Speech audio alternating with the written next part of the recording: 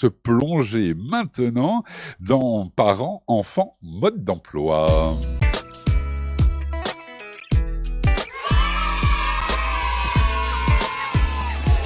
Et vous qui êtes fidèle de l'émission et qui êtes sur Facebook Live, puisque c'est retransmis en direct sur Facebook Live, vous l'avez reconnue, elle est là, c'est notre amie Dorothée Gabé, bonjour. Bonjour Didier. Comment ça va bien?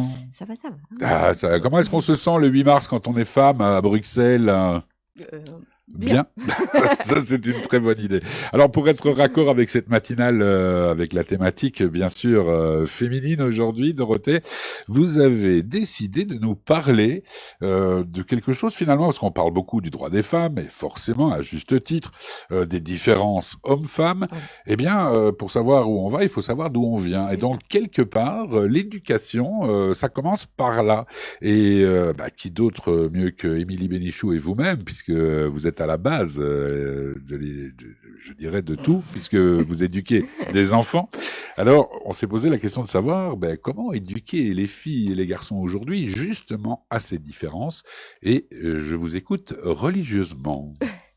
Mais justement, alors, dans ce contexte de la journée de la femme, j'ai justement posé la question à mes enfants hier pour savoir, mais pour eux, est-ce qu'il y avait des différences entre les filles et les garçons? Alors, ils ont dit, ah bah oui, les filles, elles ont eu des aides, le garçon l'air zizi, et puis les garçons, ils font pipi debout. Voilà. Mais en fait, je crois que, bon, peut-être que j'éduque vraiment mes enfants dans ce sens-là, de leur apprendre que, et c'est ça le plus important, que tout est possible, qu'il n'y a pas des cases, les filles sont comme ça et les garçons sont comme ça. Voilà. En fait, pour moi, ma mission, c'est vraiment d'aider les enfants, filles, garçons, à devenir qui ils veulent vraiment, indépendamment du fait qu'ils soient une fille ou un garçon. Et quand vous dites qu'ils veulent vraiment, ça veut dire quoi? Parce qu'on parle beaucoup maintenant de transgenre, de gens, Oui, de leur propre identité. Alors évidemment, à l'âge qu'ils ont, c'est voilà. pas sexuel, mais je veux dire, C'est si on commence déjà dès le plus jeune âge, ça peut prendre des proportions par la suite. Alors je dis pas que c'est bien, je porte pas de jugement, mais c'est quand même une nouveauté. Oui, alors dans ces questions-là, j'avoue que je ne les ai pas encore abordées avec mes enfants, même s'ils ont déjà rencontré des cas de parents avec deux mamans, maman tout seul, papa tout Bien seul, sûr. des choses comme ça dans leur entourage. Mais ici, je parlais plus au niveau des métiers, au niveau de qui ils ont envie de devenir. D'accord. Donc tout ce qu'on fait, d'exprimer leurs émotions. Et en fait, c'est vrai que je me rends compte, j'ai pas mal d'expériences, d'événements, de micro-événements autour de moi qui montrent que cette inégalité entre les filles et les garçons, elle se fait depuis le plus jeune âge. Il suffit d'aller dans un magasin de jouets pour s'en rendre compte. Bien Et évidemment. alors, il y a une évolution par rapport à ça, mais c'est vrai qu'il n'y a pas très longtemps, les catalogues, c'est vraiment filles, les jeux pour filles, les jeux pour garçons, on va plus orienter les garçons vers des jeux d'aventure, d'exploration Justement, du monde. alors je voulais y venir, je voulais savoir à la mère que vous êtes définitivement, et à la limite j'ai envie de dire c'est votre avis brut qui m'intéresse. Que se passe-t-il? Comment réagiriez-vous si votre fille passe ses journées à vouloir être cow-boy, à vouloir être policier d'intervention, à jouer à la guerre, et à contrario, si votre fils commence à dire qu'il veut jouer à la poupée tout le temps et qu'il veut que vous lui achetez une petite kitchenette, des choses comme ça, comment réagiriez-vous? Mais Honnêtement. honnêtement, je crois vraiment que j'essaye d'éduquer mes enfants pour qu'ils soient ouverts à tout. D'accord. Oui, il y a une kitchenette à la maison et à la base, c'était pour mon fils que je l'avais acheté.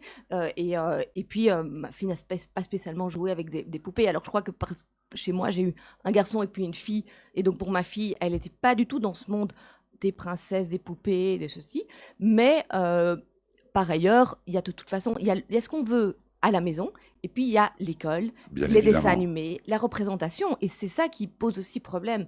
Donc je crois que une des clés par rapport à éviter ces stéréotypes vraiment qui sont hyper genrés, cette éducation genrée, c'est de dialoguer avec les enfants, de leur expliquer, de regarder, ah mais vous savez ici, on vous a montré ça, mais c'est pas parce que c'est un adulte qui vous dit que tu as un garçon, tu peux pas pleurer, que c'est vrai. Alors, j'ai une super ressource. J'ai un super livre que j'avais envie de partager avec vous. Ça s'appelle les filles peuvent le faire aussi et les garçons peuvent le faire aussi, de Sophie Gourion. C'est un livre avec deux couvertures, en fait. Donc, d'un côté, c'est pour les filles et de l'autre côté, c'est pour les garçons. Mais c'est justement, ça va à l'envers des stéréotypes. Il y a plein de ressources aussi qui existent pour montrer, mais oui, des filles peuvent avoir des cheveux courts, des filles peuvent avoir, même des garçons peuvent se maquiller, peuvent avoir du vernis, pour essayer de casser ces stéréotypes. Justement, alors là, et je ne donne pas mon avis là-dessus parce que je suis pas du tout sectaire par nature, mais je veux dire, on est dans une société un peu charnière à ce niveau-là, et j'ai l'impression que parfois on exacerbe des différences ou des ouvertures qui, à terme, peuvent peut-être s'avérer un petit peu contre-productives. Je veux dire par là, on n'est pas en Écosse, ici en Belgique. Que se passe-t-il demain si votre fils vous demande il vous dit qu'il a envie d'aller en jupe à l'école? Parce que vous voyez, ça c'est également une idée reçue que les jupes Oui, sont pour oui, justement. D'ailleurs, les j'allais vous filles. dire, Vous voyez? vous pouvez lui montrer qu'il y a des gens en Écosse qui portent des jupes. Voilà, mais que Mais se passe-t-il en tant que mère si votre fils vous dit tiens demain j'ai envie d'aller en jupe à l'école? Parce que les filles en pantalon, ça fait, moi je suis de 64, les filles étaient en pantalon dans les années 70, ça a été aussi une évolution parce qu'au départ le pantalon n'était pas bien vu porté par une femme. Donc à contrario, comment ça se passe? Ça doit pas être évident en tant que parent, hein? Alors effectivement, je peux peut-être pas donner, je l'ai pas vraiment vécu parce que mon fils m'a jamais spécialement Non, non, demandé bien ça. sûr, Mais c'est vrai que voilà, ça pourrait. ça pourrait, Ça et je pourrait. sais pas. J'avoue que je sais pas quelle attitude j'aurais dans ces cas-là. Ben, peut-être comprendre d'où ça vient, pourquoi est-ce qu'il a D'accord. vraiment envie de se mettre en jupe. Mon fils s'est déguisé en fille à l'école. Ça s'est arrivé à Pourim il y a quelques Bah oui, années. bien Mais voilà, sûr. et ça a fait bien rire tout le monde, et c'était sa Et les volonté. filles en Charlie Chaplin aussi, Voilà, ça et existe. c'est très chouette. Alors, non, ce que j'ai juste envie vraiment de dire ici, c'est que ces inégalités, voilà, elles sont un peu partout. Elles sont partout. Et il y a voilà, des ressources qui permettent d'en parler avec les enfants, de les éveiller à ça. Je vais vous donner un petit exemple. Je travaillais l'année passée dans une école où j'accompagnais un petit enfant, et il y avait un anniversaire, et la petite fille avait apporté des serviettes avec des licornes et des balles de foot. Et l'institutrice d'office allait donner les licornes aux filles et les balles de foot. Puis moi, j'ai pris la responsabilité, donc j'ai proposé aux enfants juste de choisir. Qu'est-ce que tu préfères? Hein, hein, Et il y a quelques garçons qui ont choisi des licornes et quelques filles qui ont choisi des ballons de foot. bien Et sûr. voilà, et j'étais juste contente de me dire, ah ben oui, voilà, c'était ma mini graine à ce moment-là, mais de se rendre compte qu'en fait, c'est tellement induit dans nos sociétés que finalement, c'est à nous, parents, et si on voit que ça se produit à l'école de Hein, hein. façon, d'aller voir les enseignants, d'essayer d'ouvrir le langage avec eux. Bien sûr, mais on évoquait avec Nechama Tawil un peu plus tôt dans cette émission, Oui, justement. Mais là, évidemment, c'était l'aspect religieux. oui, C'était très différent. Mais on dit que chacun a son rôle à jouer, etc. Et elle semblait vraiment bien ancrée dans le moule, j'ai envie de dire.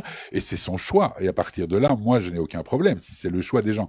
On discutait de ça avec Wendy Fimiani la semaine dernière, qui est finaliste du concours Miss Belgique. Je lui demandais, voilà, est-ce que beaucoup de gens disent que ce sont des potiches, etc., que c'est rétrograde? Elle dit non, moi, mhm, c'est ma volonté, j'ai voulu. oui, bien Et sûr, donc, à partir de là, j'ai envie de dire en tant qu'homme, ou en tant qu'être humain, si c'est le vrai choix des bien personnes, sûr, il n'y a pas de souci. bien Mais sûr. il faut quand même fixer un cadre. Oui, alors j'allais vous dire par exemple, si par exemple ma fille veut jouer avec des princesses, et effectivement les princesses sont arrivées à la maison, et c'est tout à fait normal, et je vais pas l'interdire en lui disant non, non, tu te déguises en pirate et pas autre chose. D'accord. Je lui donne le libre choix, mais c'est ça en fait. J'écoutais une chronique assez intéressante sur le sujet, de dire finalement d'ouvrir les yeux aux enfants aussi, de leur dire ah mais c'est super, mais alors tu es la reine, et voilà maintenant ton ton ton royaume est en pleine ébullition, qu'est-ce que tu fais? J'attends tes ordres. Voilà, de la remettre aussi dans un positionnement de puissance. Pareil avec un garçon, si par exemple il veut jouer à la bagarre, eh ben, de lui dire, ben voilà, mais maintenant tu as fait la guerre, attention, il y a des blessés, qu'est-ce que tu en fais? Pour voilà, ouvrir ce champ,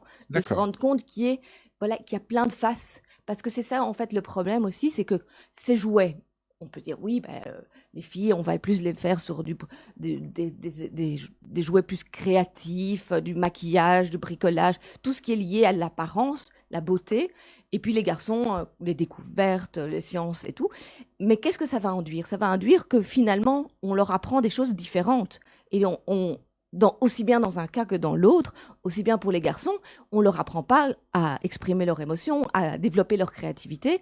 Et pour les filles, En fait, on leur apprend, en tout cas, je parle pour moi, mais je fais partie de cette génération, et vous l'évoquiez tout à l'heure en disant un garçon, ça ne pleure pas. J'ai été élevé comme ça.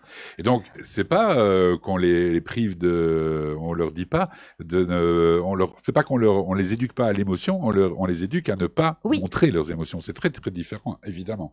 Et ceci sans jeter la pierre à mes parents qui m'écoutent peut-être. Vous n'êtes responsable de rien, j'avais qu'à me révolter. non, Donc, mais bien sûr, mais je crois que voilà, il y a quand même une évolution qui Uhum. se passe, mais je crois que la première chose, c'est de prendre conscience finalement de ça en tant que parent. Et il n'y a pas, comme on dit, on n'a pas à se jeter la pierre, on fait tous des erreurs, et Bien moi en évidemment. première, et je crois que vraiment, c'est tellement ancré en nous qu'on ne s'en rend pas compte. C'est juste essayer d'éveiller nos consciences à ça. L'important, c'est de laisser le libre arbitre. Et j'en veux pour exemple, finalement, et on terminera là-dessus si vous voulez bien, parce que le temps file, Ouais. c'est que quand moi j'étais petit, et vous êtes bien plus jeune que moi évidemment, à l'école, c'était les filles, cuisine, couture, et les hommes et les garçons, c'était sport et bagarre. Et au final, qu'est-ce qu'on s'aperçoit? Dans quoi s'aperçoit-on? C'est qu'en cuisine, eh ben, la plupart des grands chefs sont des hommes, et en couture, pareil. Alors, comme quoi, vous voyez, malgré toutes les idées reçues et les cases dans lesquelles on met les gens, eh bien, chacun, déjà à l'époque, faisait son chemin. Mais j'imagine que le coming out, et je ne parle pas de l'orientation sexuelle, le coming out pour un garçon de dire je veux faire de la couture, ça devait être compliqué à Oui, annoncer à sa Billy famille, et Elliot, pareil pour la cuisine. il y a le film Billy Elliot qui est juste Bien magnifique sûr, là-dessus. absolument. Pour rebondir là-dessus, je vous invite aussi à aller découvrir le livre 100 femmes qui ont marqué l'histoire, c'est pour enfants, hein, 100 grandes femmes de l'histoire, de la collection Quelle Histoire. C'est un magnifique livre qui regroupe des femmes qui ont marqué l'histoire dans tous les domaines.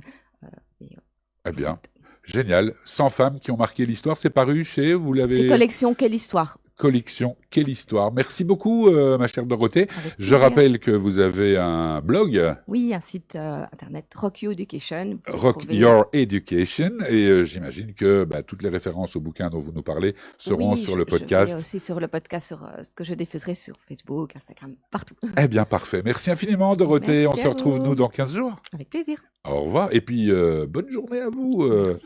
puisque vous êtes Madame Dorothée.